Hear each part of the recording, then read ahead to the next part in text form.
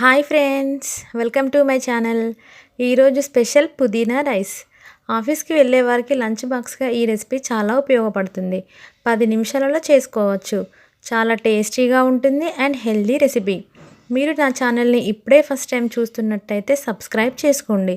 Process ఏంటో ఇప్పుడు ఈ వీడియోలో చూసేద్దాం. వీడియో మొత్తం ఎక్కడా స్కిప్ చేయకుండా చూడండి.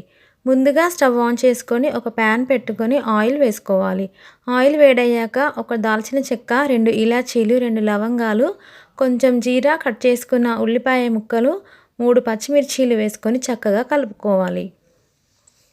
ఉల్లిపాయ ముక్కలు కొంచెం బ్రౌన్ కలర్ వచ్చాక అల్లం వెల్లుల్లి పేస్ట్ వేసుకొని పచ్చివాసన పోయేదాకా ఫ్రై చేసుకోవాలి. అల్లం వెల్లుల్లి పేస్ట్ ఒక్కసారి పచ్చివాసన పోయిన తర్వాత చిటికెడు పసుపు వేసుకొని కలుపుకోండి. తర్వాత కొన్ని పుదీనా రెబ్బలు వేసుకొని ఫ్రై చేసుకోవాలి. ఒక 2 నిమిషాల తర్వాత పావు స్పూన్ ధనియాల పొడి వేసుకోవాలి. ధనియాల పొడి ఆప్షనల్, మీ దగ్గర ఉంటే వేసుకోండి.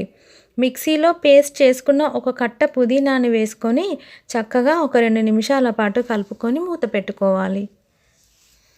రుచికి తగినంత సాల్ట్ వేసుకొని కలుపుకోండి.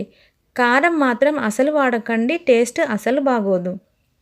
ఆయిల్ తేరేదాకా ఫ్రై చేసుకొని కొంచెం గరం మసాలా పౌడర్ని వేసుకొని 2-3 నిమిషాల తర్వాత అప్పుడే వండిన అన్నంని వేసుకొని గ్రేవీలో కలిసేదాకా లో ఫ్లేమ్ పైన చక్కగా కలుపుతూ ఉండండి.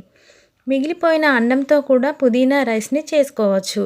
దీనికి కాంబినేషన్లో ఏ గ్రేవీ అవసరం లేదండి. ఇలాగే ఈజీగా తినేయొచ్చు. పిల్లలకి లంచ్ బాక్స్లో పెట్టండి, చాలా ఇష్టంగా తింటారు. ఇంతేనండి, వేడి వేడి పుదీనా రైస్ రెడీ అయిపోయింది. చాలా ఈజీగా ఉంది కదా, మీకు నచ్చింది కదా.